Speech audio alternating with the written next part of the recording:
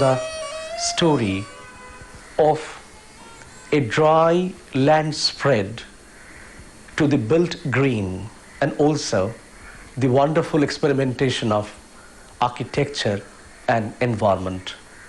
Actually, it got a better and higher rhythm of built forms when Rabindranath appeared with his forest school way back in 1901. This school was not restricted to the educational experimentation alone, but also wonderful experimentation of architecture and environmental forms as a synthesis of Indian architectural ethos. It went to the height of Vishwabharati, the world invitation in actual spread of architectural element, also with the experimentation of design art and application art throughout the campus.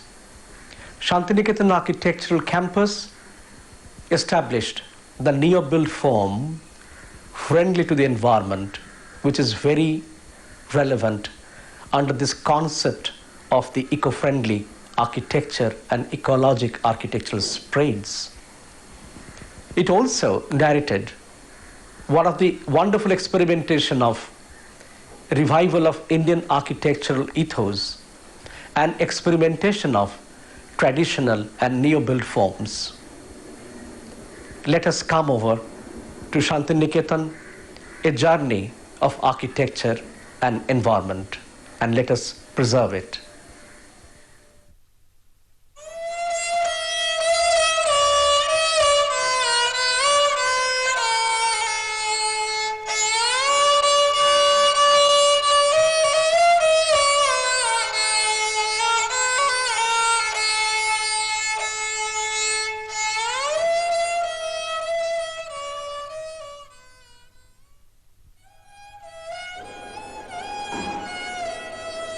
আজকের বোলপুর।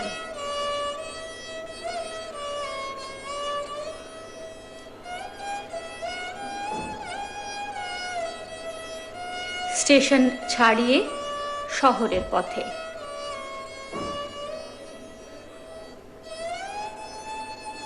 এ পথ এসে মিলবে শান্তিনিকেতনে, আশ্রমে।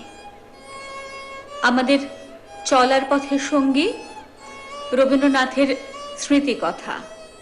তিনি যে পান্থজনের সখা। যখন রেল লাইন স্থাপিত হলো তখন বোলপুর স্টেশন ছিল পশ্চিমে যাবার পথে, অন্য লাইন তখন ছিল না। তাই হিমালয় যাবার মুখে বোলপুরে পিতা তার প্রথম যাত্রা ভঙ্গ করতেন। আমি যেবারে তাঁর সঙ্গে এলুম সেবারেও ডালহৌসি পাহাড়ে যাবার পথে তিনি বোলপুরে অবতরণ করেন। সন্ধ্যার সময় বোলপুরে পৌঁছিলাম। পালকিতে চড়িয়ে চোখ বুঝিলাম। একেবারে কাল সকালবেলায় বোলপুরের সমস্ত বিস্ময় আমার জাগ্রত চোখের সামনে খুলিয়া যাইবে, এই আমার ইচ্ছা। সেই বালক বয়সে এখানকার প্রকৃতির কাছ থেকে যে আমন্ত্রণ পেয়েছিলেন, স্মৃতির সম্পদ রূপে চিরকাল তা আমার স্বভাবের অন্তর্ভুক্ত হয়ে গেছে।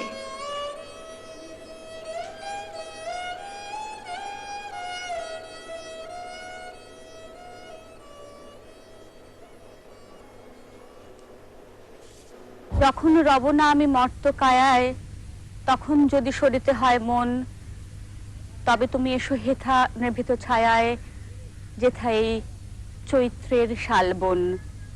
শালবিথি, আম্রকুঞ্জ, ছাতিমতলা আর আমলকি কানন ঘেরা কবির সব হতে আপন এই শান্তিনিকেতন। এখানেই 1901 সালে মাত্র 5 জন ছাত্র নিয়ে তিনি শুরু করেন ব্রহ্মচর্যাশ্রম বিদ্যালয়। কিন্তু সব শুরুরই তো একটা শুরু থাকে। প্রদীপ জ্বালাবার আগে যেমন সলতে পাকানো, তেমনি আমরাও শুরু করব এর অনেক আগে, 1863 থেকে।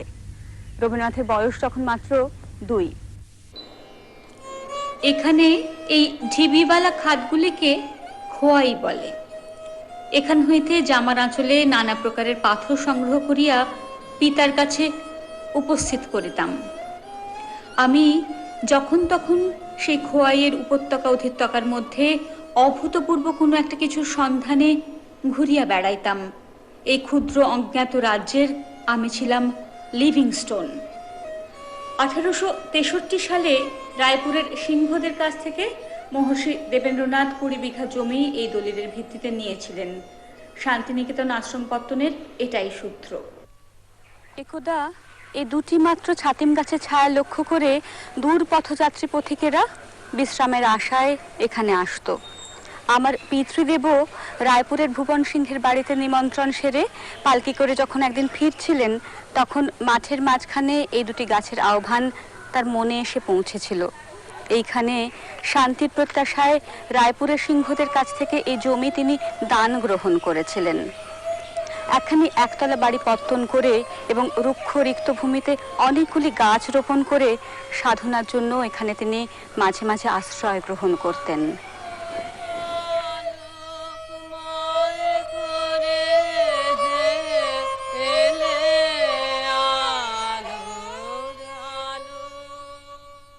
জোড়াসাঁকো ঠাকুর পরিবার তাদের সময় চাইতে অনেক বেশি এগিয়েছিলেন শিল্পে, সংস্কৃতিতে। আমরা আরো একটি দিকের উন্মোচন করব, স্থাপত্য ভাবনা। আজ যে পরিবেশ স্থাপত্য নিয়ে নানা গবেষণা চলছে, তা বাস্তবে রূপ পেয়েছিল বহু বছর আগে শান্তিনিকেতনে। আমার সঙ্গে আজ আছেন অরুণেন্দু বন্দ্যোপাধ্যায়। তিনি নিজে একজন স্থপতি আর কাজ করে চলেছেন রবীন্দ্রনাথের পরিবেশ স্থাপত্য ভাবনা এবং শান্তিনিকেতনের স্থাপত্য রূপ বৈশিষ্ট্য নিয়ে। এই সবুজ স্থাপত্য দেখলে ভাবাই যায় না যে একদিন শুষ্ক রুক্ষ প্রান্তরের মাঝে এই আশ্রম প্রতিষ্ঠা হয়েছিল। মহর্ষি দেবেন্দ্রনাথ 1862-63 খ্রিস্টাব্দে এই রিক্ত ভূমিকেই তার সাধন বেদিতল হিসেবে প্রতিষ্ঠা করেছিলেন। আর একে একে তারপরে গড়ে উঠেছে উপাসনা গৃহ, শান্তিনিকেতন বাড়ি। একেই তো রবীন্দ্রনাথ বলছেন যে আশ্চর্য সৃষ্টি রহস্য। এটা কেন বলছেন? কারণ একটা আনন্দরূপ ভাবনাকে একটা নির্মিত পরিবেশে স্থান দিচ্ছেন মহর্ষি। আপনি যদি এইমাত্র বললেন যে এটা একেবারেই ধূসর প্রান্তর ছিল, খোয়াই, সেখান থেকে এই যে প্রতিটি আজকে গাছপালা দেখা যাচ্ছে, এই কিন্তু নির্মিত পরিবেশ। এই নির্মিত পরিবেশ স্থাপত্য রহস্য সৃষ্টি করেছিল। তার কারণ যে সময় মহর্ষি কলকাতা থেকে এখানে এসে এই নির্মাণ ভূমি তৈরি করেছিলেন, তখন কিন্তু কলকাতায় ব্রিটিশ রাজ স্থাপত্যের যুগ, এবং সেইখান থেকে প্রকৃতি পরিবেশ মাঝে এমন একটা পরিবেশের সৃষ্টি তিনি তৈরি করছেন, যা যখন ফুলে ফলে পাতায় পাখির গানে ভরে উঠল, রবীন্দ্রনাথ বিস্মিত হয়ে বলেছিলেন আশ্চর্য সৃষ্টি রহস্য। একটা নির্মাণ যখন সৃষ্টিতে উত্তরণ হয় এবং তা যখন একটা আনন্দময় রহস্য রূপে দেখা দেয়, রবীন্দ্রনাথকে সেটাই খুব প্রভাবিত করেছিল।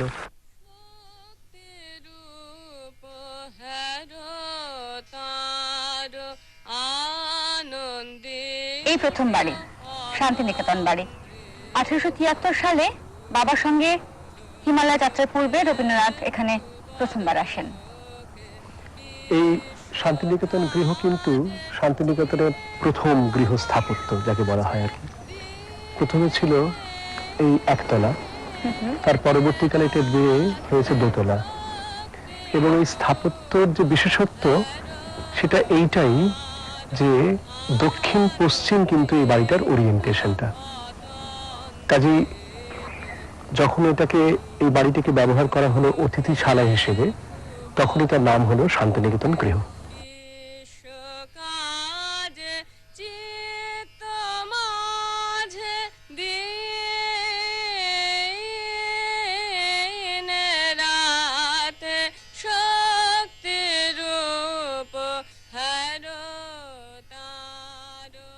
উপাসনা গৃহ 1890-91 সালে মহর্ষিটি প্রতিষ্ঠা করেন। সম্পূর্ণ কাঁচে ঘেরা এই মন্দিরের অনুপম স্থাপত্য সত্যি বিস্ময়কর। আপনি বলছিলেন না এটি একটি ব্যতিক্রমী প্রয়াস? ব্যতিক্রমী তো বটেই।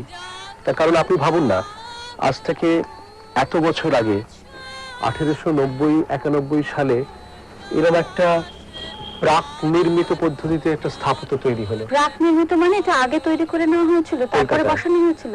কলকাতায় তৈরি করা হয়েছিল আচ্ছা, কাস্ট আয়রন ফ্রেমে বিভিন্ন অংশে, তারপরে বোলপুরে নিয়ে এসে জোড়া লাগানো হলো কি আশ্চর্য, এটা আমাদের একেবারে অজানা ছিল এই তথ্যটা। এবং কাঁচের আভরণে ঢাকা। তার দরুন এই যে পূর্বে এবং পশ্চিমের যে আলো, দেখুন অঝরে এসে এই স্থাপত্য অঙ্গে এসে প্রতিষ্ঠা পাচ্ছে। এটাকেই কিন্তু বলে ইকোলজিক আর্কিটেকচারের শ্রেষ্ঠ নিদর্শন। আপনাকে যে তখন বলছিলাম যে প্রাক নির্মিত পদ্ধতিতে এটা তৈরি হয়েছিল, এখানেই দেখুন এই হচ্ছে কিন্তু কলম বা যাকে আমরা বলি থাম। এটা কাস্ট আয়রন কলমস এবং শৈলীটা এত সুন্দর, এই তলা থেকে এইখানে যখন যাচ্ছে তার কিন্তু একটা স্পেশালিটি আছে, ডিজাইনের স্পেশালিটি আছে, তার রিডস আছে এবং এইটি যখন উপরে যাচ্ছে এ তখন রিভেট পদ্ধতি তৈরি হয়ে এসে এই খিলান, এটাকে বলে খিলান, একটা অর্নামেন্টেশন আছে, কাঁচেরও অঙ্গ রয়েছে, তখন এসে জোড়া লাগছে। আপনাকে চলুন কয়েকটা জোড়া দেখাচ্ছি আমি। এই দেখুন এখানে যে বোল্ট দেখছেন আপনি, তার মানে বুঝতে হবে যে এই অংশগুলো কিন্তু আলাদা ছিল। এসে যখন এটার সঙ্গে তার দেওয়ালের আবরণটা এসে যুক্ত হলো, তখন ওই বোল্টগুলোতে লাগিয়ে লাগিয়ে এটাকে সম্পূর্ণ করা হয়েছে। আরেকটা বিশেষত্ব দেখার এইটাই, অনেক সময়তেই আমরা একটা কলাম তৈরি করি, কিন্তু তার মধ্যে যে শিল্পের যে একটা ভূমিকা আছে, যেটাকে আর্ট ইন আর্কিটেকচার বলে, যেটা আমরা বিভিন্ন ধারায় সম্প্রসারিত দেখব শান্তিনিকেতনে, সেটা কিন্তু তখন থেকেই যেন তার উন্মেষ পর্ব আমরা দেখতে পাচ্ছি, যে একটা সামান্য লোহার চাদরকেও শিল্প সুষমায় বিন্যাসিত করা হচ্ছে। মহর্ষি চেয়েছিলেন আলো, অনেক আলো, মোর লাইট, মোর স্পেস।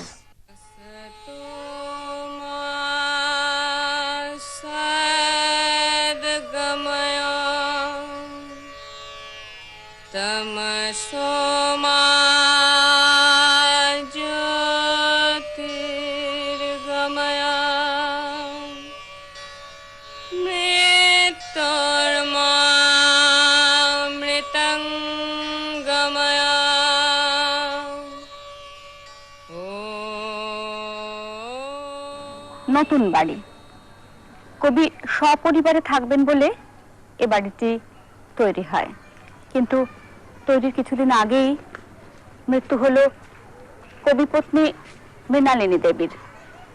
কবি নিজে এ বাড়িতে আর এলেন না। ওর সন্তানেরা তাদের এক দিদিমার সঙ্গে এ বাড়িতে থাকতে শুরু করলেন।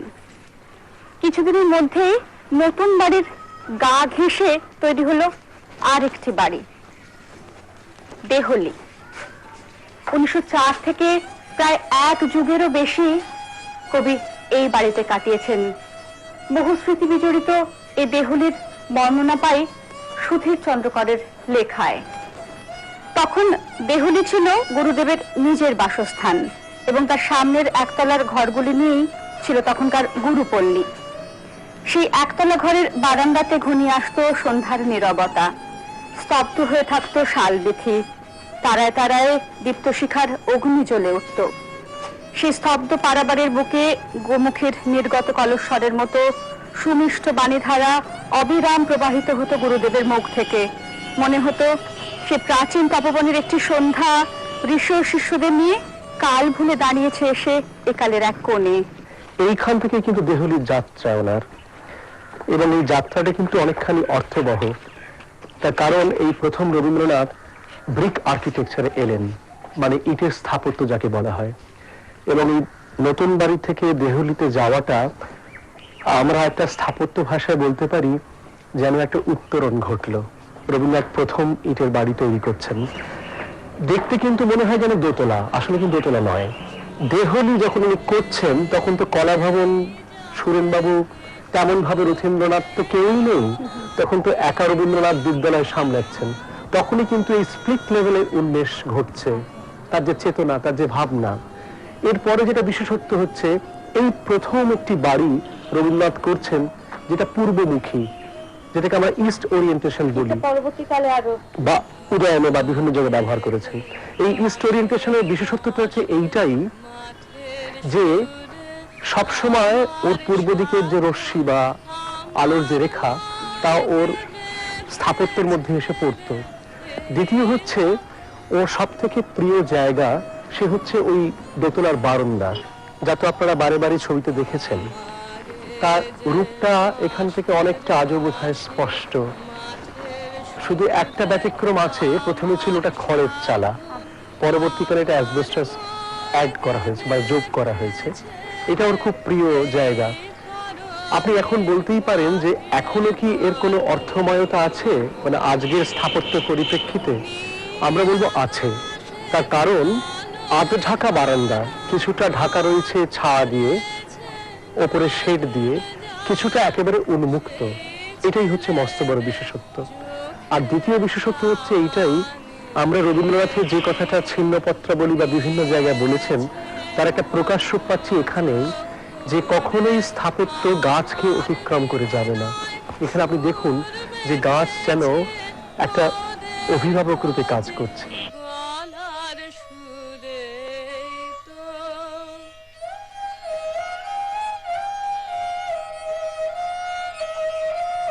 এবার নতুন পরীক্ষাভূমি বেছে নিলেন রবীন্দ্রনাথ। আশ্রমের উত্তর প্রান্তে খোয়াইয়ের মাঝে শুরু হলো সবুজায়ন, উত্তরায়ণ। জাপান যাত্রীর পত্রে লিখেছেন, সৌন্দর্যবোধ একটা সাধনা, একটা প্রবল শক্তি। যে জিনিসটা যথার্থ সুন্দর তার চারিদিকে বিরলতার অবকাশ থাকা চাই। উত্তরায়ণ প্রাঙ্গণের বিভিন্ন বাড়ি, বিবিধের মাঝে স্থাপত্য শিল্পের এই পরিসর অবকাশ, যা রবীন্দ্র আদর্শেরই রূপ। এখান থেকেই শুরু হলো মানব নির্মিত পরিবেশ, মানবিক পরিবেশ ভাষা।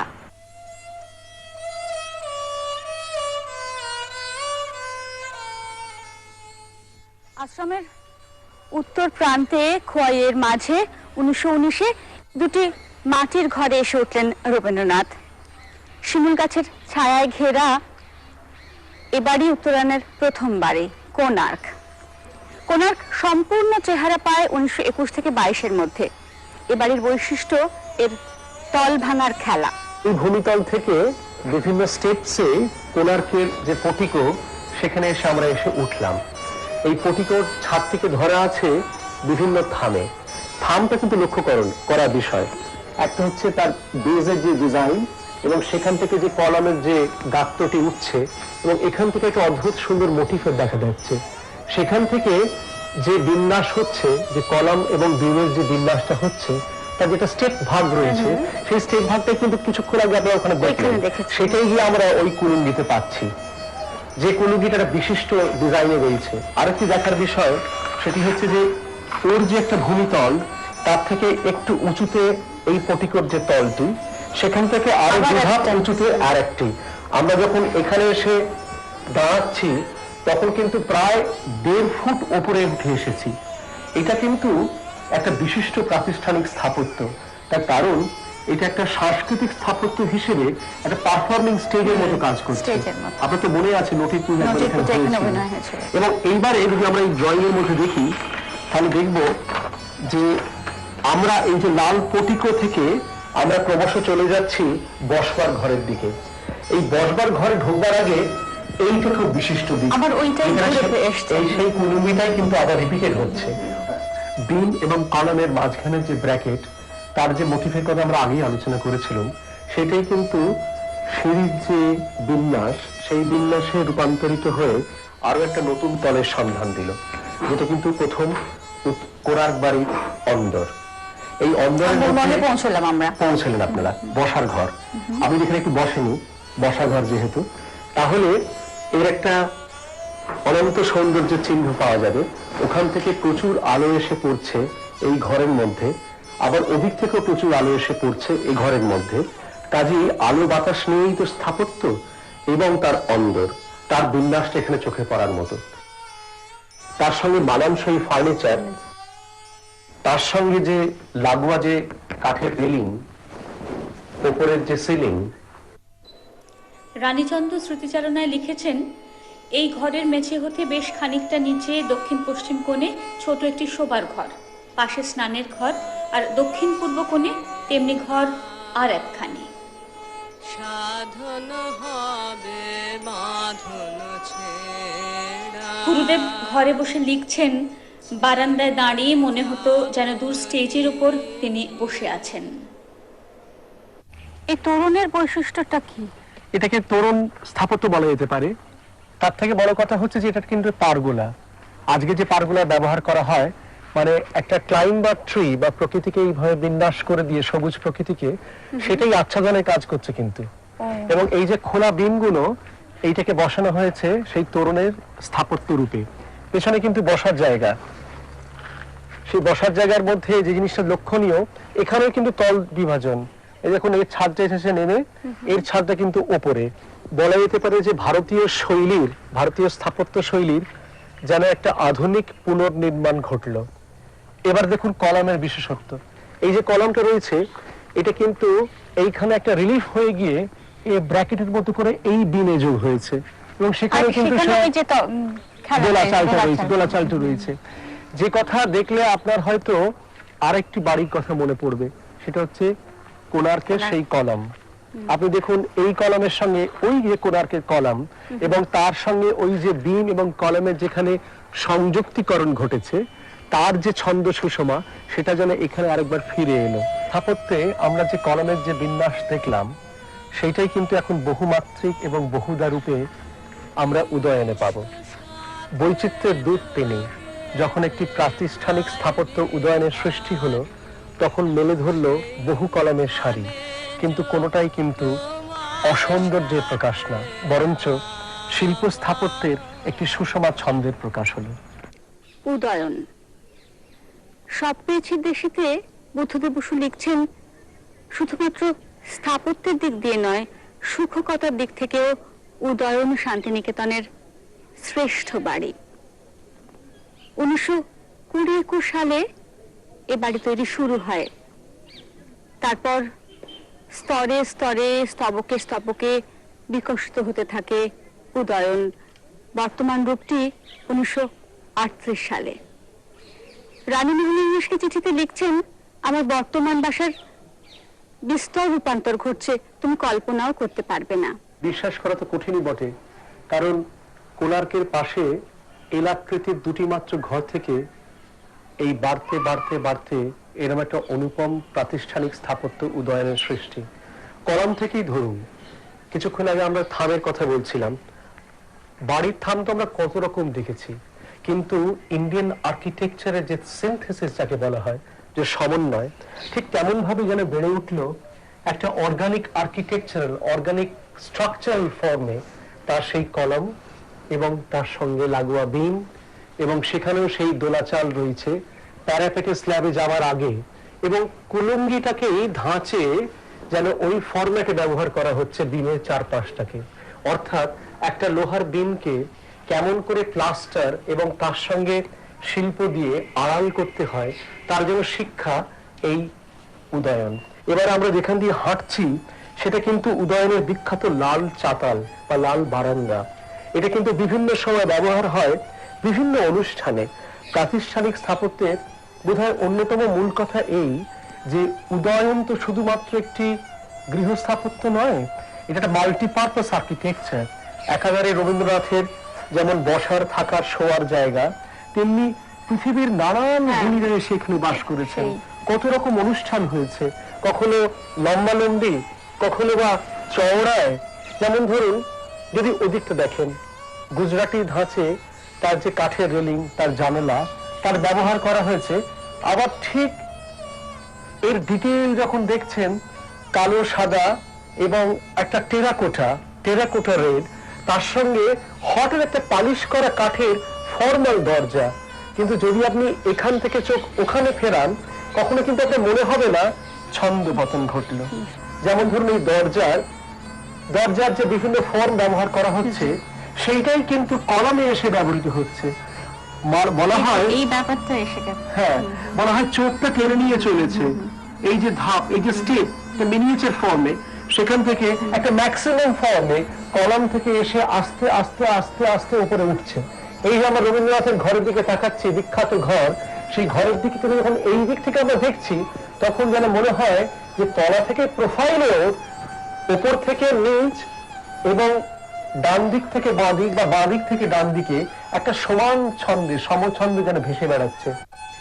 এ কাজে এই ডিজাইন প্রক্রিয়ায় ও রবীন্দ্রনাথের সঙ্গে ছিলেন রথীন্দ্রনাথ, তার অত্যন্ত সুযোগ্য পুত্র। বলা যেতে পারে ভারতবর্ষের আধুনিক ডিজাইনার যাকে বলা হয় তা ঠিক কিন্তু রথীন্দ্রনাথ এবং সুরেন্দ্রনাথ কর। তার সঙ্গে যুক্ত হয়েছে নন্দলাল, রামকিঙ্কর, প্রতিমা দেবী। কিন্তু তারা প্রত্যেকেই কিন্তু কাজ করেছেন রবীন্দ্রনাথের সূর্য স্পর্শে। এরকমই একটা বসার জায়গা আমরা একটু আগে কোণার্কে দেখেছি না? হ্যাঁ দেখেছিলেন, আপনি সেখানে বসেও ছিলেন। বসুন, বসলে দেখবেন যে এখানে একটা অদ্ভুত দোলাচাল, জানলার সামনে এমন একটা বসার জায়গা, এ তো অভাবনীয়। এবং একটা অফসেটের ব্যবহার করছেন, সেই অফসেটটাকে এমন ভাবে ব্যবহার করছেন, এটা কিন্তু একাধারে একটা পিলারের ফর্ম, কিন্তু এটা কিন্তু দরজাও বটে। কাজে এই যে মাল্টিপ্লিসিটি অফ দরজা এবং জানলা, একাধারে জানলা একাধারে দরজা, এবং এটা কিন্তু স্লাইডিং, যেখানে আপনি দেখছেন এটা স্লাইডিং, এটা কিন্তু সম্পূর্ণ দড়ি দিয়ে বাঁধা আছে, এটা কিন্তু সম্পূর্ণ উপরে উঠে যায়।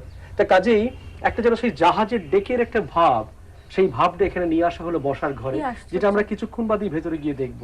এই কিন্তু এই যে অসামান্য দারুশিল্পের কাজ, যেটাকে বলা হয় যে ফার্নিচার আর্কিটেকচারের যে কাজ, সেখানে একটা মস্ত বড় অবদান আছে আমাদের জাপানি শিল্পী, জাপানি ডিজাইনার কাসাহারা, কোনোসান, এদেরকে। এরা কিন্তু প্রত্যেকেই রথীন্দ্রনাথের ভাবনা এবং যেটাকে বলা হয় যে আইডিয়া অ্যাকশনে কাজ করে এরকম ধরনের এক একটা জানলা বিন্যাস করেছেন, কখনো সার্কুলার, কখনো ভার্টিক্যাল। এখানে একটা দেখার বিষয় এইটাই যে এই সার্কুলার জানলাটাতে একটা গ্রিল লাগছিল, সেই গ্রিলটা কিন্তু কাঠের। আচ্ছা, কাজে এমন ভাবে আমরা ব্যবহার করতেই পারি। এবারে কিন্তু আরেকটা জিনিস মারাত্মক কাজ করলেন ওরা, এমন একটা ভার্মিলিয়ন রেড হঠাৎ যেন চলে এলো উদয়নে, যার জন্য বলা হয় বৈচিত্র্যের দূত তিনি। সেই তো এখানে মাটির রং দেখেছি, তারপরে কালো সাদার ব্যবহার দেখেছি, তারপরে একদম একটা হঠাৎ করে লাল দেখলেন, বৈচিত্র্যের দূত তিনি। সেই জন্য বৈচিত্র্যের নানান সমাহার এসে জুটলো হচ্ছে উদয়নের মধ্যে। বলেন অনেকে উদয়নের ভেতর দিয়ে হেঁটে যাওয়া একটা অভিজ্ঞতা, একটা যেন মনে হয় যে একটা ভাস্কর্যের মধ্যে দিয়ে আপনি যেন হেঁটে যাচ্ছেন।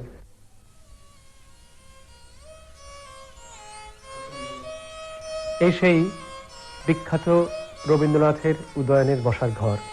কেন্দ্রে কি রয়েছেন গৌতম বুদ্ধ, আর ঠিক উল্টো দিকে পূব দিকের কাছে আমাদের সূর্য রবীন্দ্রনাথ।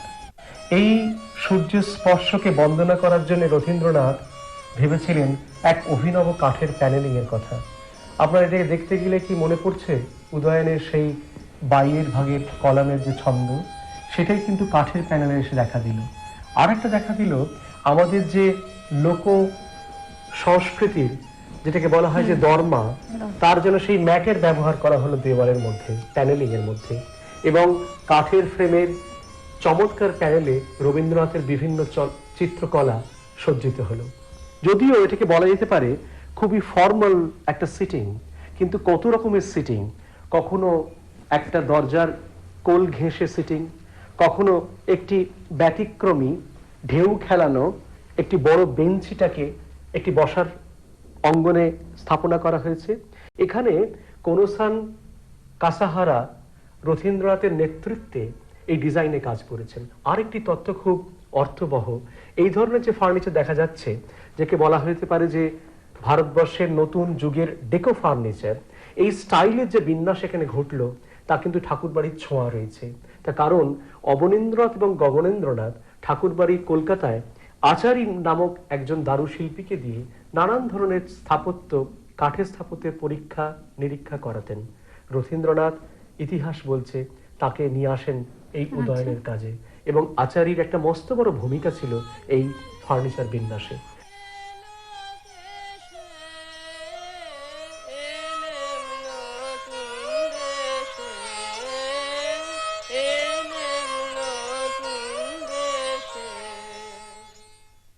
এলেম নতুন দেশে, হ্যাঁ নতুন দেশে তো বটেই, উদয়নের দেশে। আমরা এখন দাঁড়িয়ে আছি উদয়নের অন্তরে। সত্যি একটা কালচারাল আর্কিটেকচার বা সাংস্কৃতিক স্থাপত্যের কি অসামান্য নিদর্শন এই হল ঘরটি। আচ্ছা, এরমই একটি কলম দেখেছি উদয়নের বাইরে। হ্যাঁ হ্যাঁ, ঠিক তাই, যেন তলা থেকে বড় হয়ে এসে আবার ছোট হয়ে এলো, যাকে ট্যাপারিং বলা হয় কলামের, আবার যেন ঠিক ফুলের শাড়ির মতো বিন্যাসিত হয়ে গিয়ে উপরে উঠলো ধাপে ধাপে সেই ছন্দে গিয়ে সিলিং, কাঠের সিলিং এবং বিমকে ধরলো। একটা মস্ত পরীক্ষা রথীন্দ্রনাথের। অসামান্য একজন ডিজাইনার, একজন স্থপতি, তিনিও তৈরি করতে পারেন একমাত্র শুধুমাত্র লাল এবং কালো মেজের বিভাজনে এই কালো অংশটি পারফর্মিং আর্ট, পারফর্মিং স্টেজ, আর এই ওনার চারপাশে দর্শকেরা বসবেন। বসার জায়গা। এবং রবীন্দ্র নাটকে, রবীন্দ্র নৃত্যনাট্যের যত রিহার্সাল, যত কাজ সব এইখানে হয়েছে।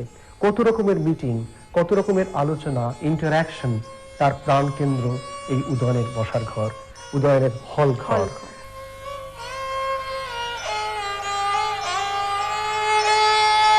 যৌবনের নাম ছাসে ফাগুন মাসে বাজবে নূপুর বনের ঘাসে মাতবে দক্ষিণ বাঁ।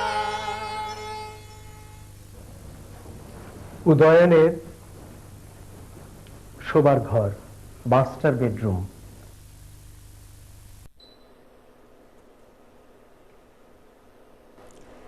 শোবার ঘর থেকে স্নান ঘরে যাবার মাঝে পোশাক বদলের ঘর, বা বলতে পারি সাজঘর।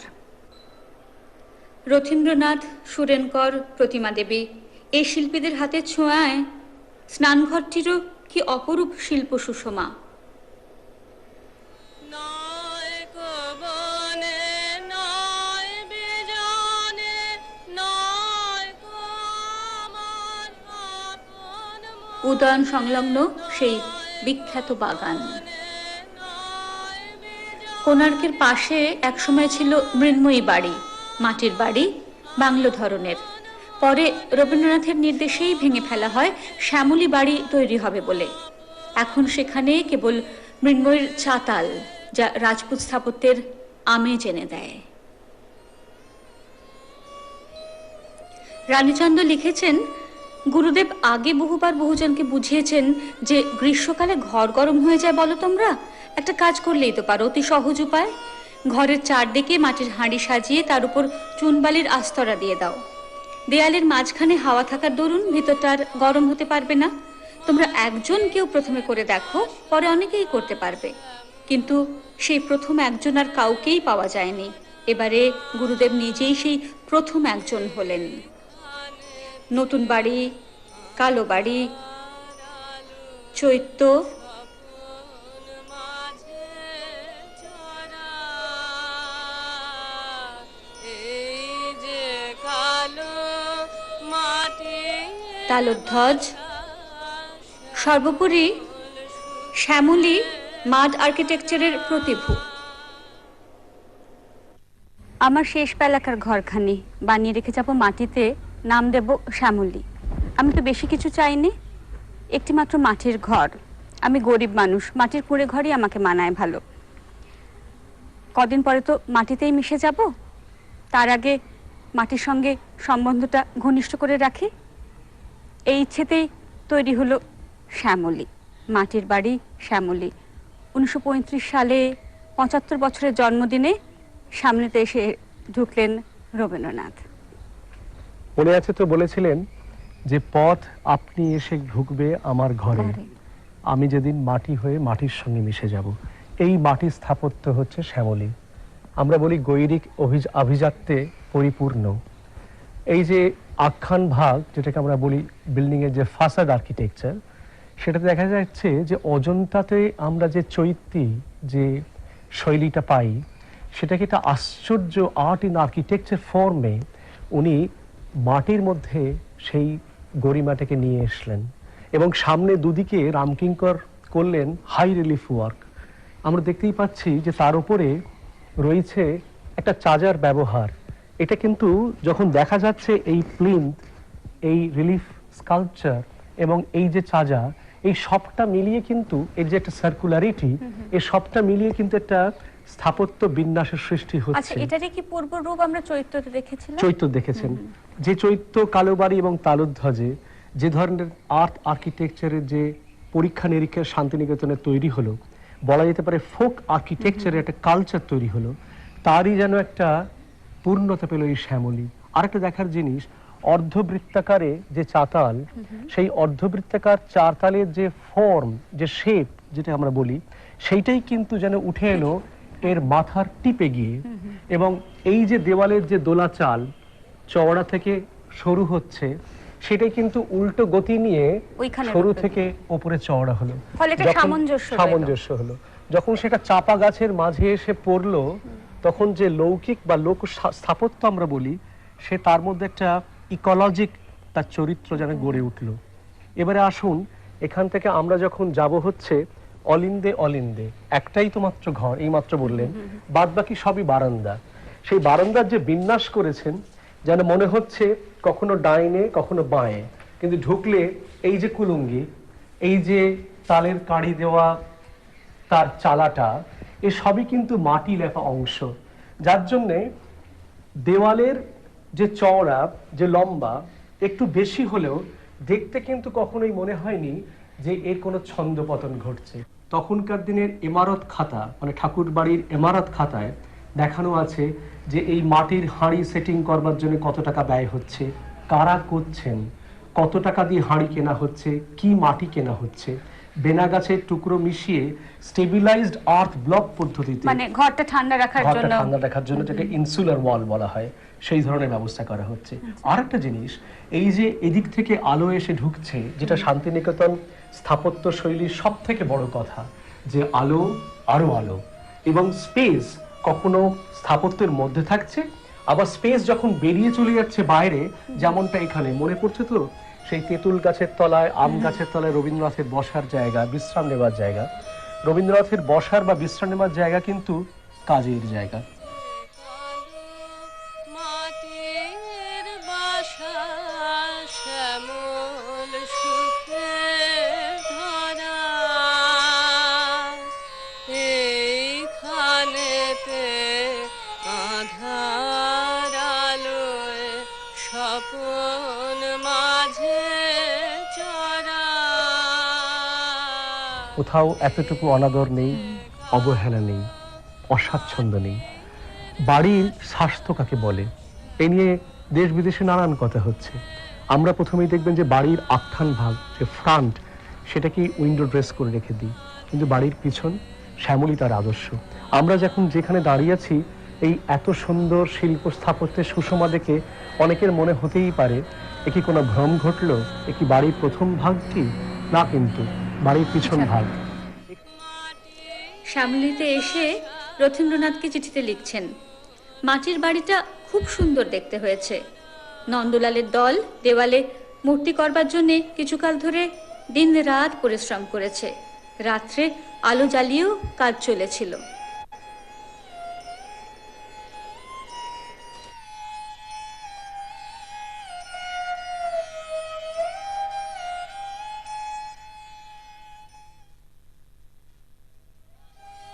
সমুখ দিয়ে আসে যায় খবর নিয়ে, কারা এই সমুখ দিয়ে আসে যায় খবর নিয়ে, খুশির ওই আপন মনে বাতাস বহে,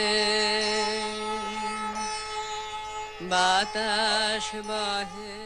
একটি মাত্র ঘর আর একখানি খোলা বারান্দা, এই নিয়ে তৈরি হলো পুনশ্চ। মাত্র খান কয়েক বই হাতে নিয়ে কবি এসে ঢুকলেন পুনশ্চতে 1936। বললেন, কাজের জিনিসপত্র সব থাকবে শ্যামলীতে, যখন যা ইচ্ছে চেয়ে নেব। কিন্তু ক্রমশ পুনশ্চ ভরে উঠল ওষুধপত্রের শিশি থেকে ছবি আঁকার সরঞ্জামে। তখন এই খোলা বারান্দা কাঁচ দিয়ে ঘেরা হলো কবির নির্দেশে। বললেন, জিনিসপত্র রাখারও সুবিধে হলো, আর আমিও এখান থেকে বসে বাইরেকে দেখতে পাবো। বাড়ি যেন মানুষকে ছাড়িয়ে না যায়। আমি দেখছি প্লেন লিভিং হাই থিঙ্কিং এর পক্ষে নিতান্তই দরকার জড় পদার্থের বন্ধন যতটা পারা যায় ছেদ করে ফেলা আবশ্যক। পুনশ্চতে ঘরের আসবাবপত্রের ব্যাপক পরিবর্তন আনলেন। প্রয়োজনীয়তা, উপভোগ্যতা আর পরিমিতিবোধের মেলবন্ধন ঘটল পুনশ্চতে।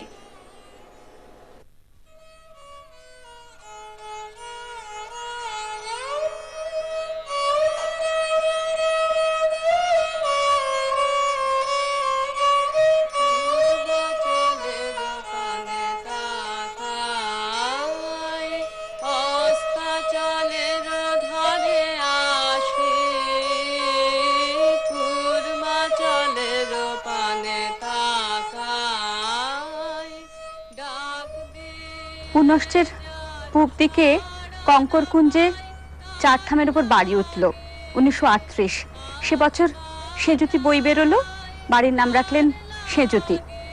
কদিন পরে নাম বদলে রাখলেন উদিচি, বললেন পূব দিকের বাড়ি আমার, এ নামই ঠিক।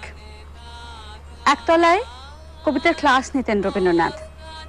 পরে ওই চারথাম ঘিরে আরেকটি ঘর হলো, এই শেষ বাড়ি উদিচি। সিঁড়ি দিয়ে শুরু হচ্ছে উদিচি। উদিচির সিঁড়িটাই একটা খুব চমৎকার। তার কারণ হচ্ছে যে উদিচি বাড়ি কিন্তু তৈরি হয়েছিল দোতলা থেকে। একতলাটা ছিল ফাঁকা, কয়েকটা থামের উপরে এই দোতলার অংশটি স্থাপিত হয়েছে। আনদিকে সিঁড়ির যে প্যারাপেট বলা হয় তার একটি চমৎকার বিন্যাস। সিঁড়ির তল ভাঙতে ভাঙতে, যদিও সুষমার একটা তল রয়েছে, আমরা চলে এলাম এই দোতলার ছোট্ট একটি বসার জায়গা, চতুর্দিকে জানলা ঘেরা, তারপরে বড় বসার ঘর। এই ঘরটাকে বলা যেতে পারে মাল্টিপারপাস রুম, অর্থাৎ খাওয়া, বসা, কাজ করা, ছবি আঁকা, পুনশ্চ সবই কিছু এখানে হয়েছে। এবং এর জানলাগুলো লক্ষ্য করার বিষয়, ইসলামিক আর্কিটেকচারের যে শৈলী ভারতীয় স্থাপত্যের পুনর্জাগরণ রূপে যেন আরেকবার দেখা দিল। এবং বিভিন্ন ছন্দ সুষমায় দেওয়ালগুলো সঙ্গে এই জানলার একটা বিন্যাস তৈরি হলো। ঠিক যেন দেখলে মনে হয় যেন একটা পারফর্মিং স্টেজ, একটা মিনিয়েচার স্কেলে, তাই না? যেন উইংস গুলো ধাপে ধাপে ধাপে পেছনে চলে যাচ্ছে। কিন্তু এই সুষমাটাকে বজায় থাকলো বারান্দাতে বসে। এই বাড়ির বারান্দা ছিল একটা উপভোগ্যতার জায়গা। এখানে রবীন্দ্রনাথের প্রিয়তম পূব দিক এবং পূবের সেই বাগান, ওটাই কিন্তু ছিল একদা রোজ গার্ডেন, বিখ্যাত রোজ গার্ডেন। এরই একতলায় রবীন্দ্রনাথ কিন্তু কবিতার ক্লাস নিতেন। কাজে সেই হিসেবে বলা যেতে পারে তার শেষ বেলার বাড়ি। এই হলো রবীন্দ্রনাথের শোবার ঘর। বিশেষত্বটা এইটা দেখুন যে একখানি মাত্র ঘর, যা সারা জীবন চেয়েছেন, স্মল বিউটিফুল, কিন্তু দেওয়াল এবং জানলার সম্পর্কটা দেখুন, কত জানলা একটা ছোট ঘরে। তার মানে চারিদিক যে খোলা আর কি। চারিদিক খোলা, তার মানে চারটে দিক থেকে আলো বাতাস এসে পৌঁছবে ওনার এই বিছানার কেন্দ্রে, ওনার কাজের কেন্দ্রে, ওনার বসার জায়গায়। এই টেবিলটারই তো উল্লেখ একটা চিঠিতে করেছেন না, ড্রয়িং করে হ্যাঁ। দেখিয়েছিলেন। এই সেই ওনার আঁকা সুরেন বাবুকে ফার্নিচার ড্রয়িং, যা থেকে একটি অসামান্য ফার্নিচারের সৃষ্টি হয়েছিল। লক্ষ্য করার বিষয়, যেখানে হাত দিচ্ছেন পেন রাখার জায়গা এবং এই স্লোপড তল, যাতে করে লেখার সুবিধা হয়, ডেস্কের মতো। তলায় কিন্তু শান্তিনিকেতন ঘরানার যে সমস্ত বলা হয় ফাস্টার, তার মানে কোনো ফার্নিচার স্থানুবদ্ধ হবে না। মনে পড়ছে জাপান যাত্রীর কথা, ফার্নিচার গুলো এক জায়গায় দাঁড়িয়ে থাকলে কেবলই মনে হয় যেন ঘরটাকে খেয়ে ফেলছে। রানীচন্দ্রের স্মৃতিকথায় সেই সেবারে যে বছর শ্যামলীর ইউক্যালিপটাসে থোকা থোকা ফুল এলো, লেবু গাছে লেবু ধরলো, জামের বলে গাছ ভরলো, গুরুদেব একদিন কালিম্পংয়ে রওনা হয়ে গেলেন। অসুস্থ হয়ে ফিরে এলেন, উদিচিতে আর এলেন না। আজ বাজায় তার লাগে, আজ বাজায় মাসি, পূর্বাচলের পানে তাকাই। এখন আমরা মৃন্ময়ীর চাতালে। আমাদের সঙ্গে রয়েছেন রবীন্দ্র ভবনের অধ্যক্ষ এবং সাংস্কৃতিক আধিকর্তা স্বপন মজুমদার। এখানে যে রবীন্দ্রনাথ পরিবেশ স্থাপত্য ভাষা তৈরি করলেন, আজকের দিনে তার প্রয়োগযোগ্যতা এবং গুরুত্ব কতখানি সেটা আপনার কাছে জানতে চাইছি। দেখো, আজকের দিনে দাঁড়িয়ে ভাবতে প্রায় অবাক লাগে যে একজন মানুষ আজ থেকে প্রায় 100 বছর আগে যখন রবীন্দ্রনাথ ভাবছিলেন, তখন সারা পৃথিবীতেই কেউ এই ধরনের চিন্তা করছেন বলে আমাদের জানা নেই। অর্থাৎ প্রকৃতিকে মানুষের প্রয়োজনে লাগানো, অথচ তাকে একই সঙ্গে প্রায় একটা নান্দনিক মাত্রা দেওয়া, অর্থাৎ উপযোগিতা এবং নান্দনিকতা এই দুটোকে মেলাতে পারা, একথা রবীন্দ্রনাথ ভাবছিলেন। স্থাপত্য, মানুষ এবং প্রকৃতি কিন্তু তার কাছে আলাদা নয়, এবং এই তিনটের সমাহারে প্রায় একটা নতুন জগৎ তিনি গড়ে তোলার চেষ্টা করছিলেন। কিন্তু আমরা বুঝতেই পারি যে শান্তিনিকেতনে তখন এমন কিছু হচ্ছে না যার পেছনে রবীন্দ্রনাথ নেই।